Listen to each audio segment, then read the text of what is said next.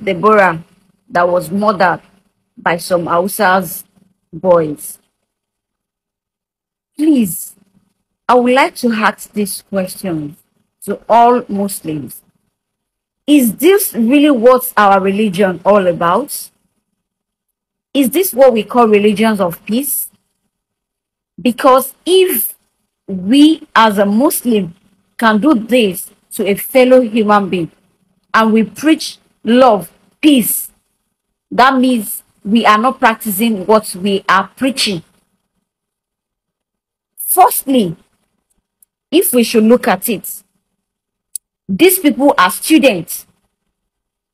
They are students. For a student to have such an heartless heart, to do such a thing, that means if they have more freedom, they can kill the whole community. So that means our life is not more safe. And if these people could not brought to book, I will cease to be called a Muslim. That means this religion is a no-no. It is not what is called peace.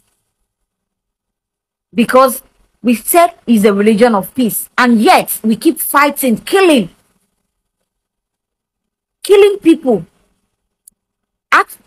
During the process, they will be saying Allah Akbar, God is the greatest one. Allah Akbar, God is the greatest one. Does Allah send you to kill? Is it the one that asks you to kill your fellow human being? Are you killing for him?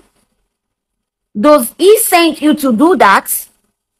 Our God should be the God that cater for us, that fight for us, that look after us, not the other way around. This thing really broke my heart. I don't even know what to say anymore. I am short of words. They just end the life of that innocent girl for nothing's sake. With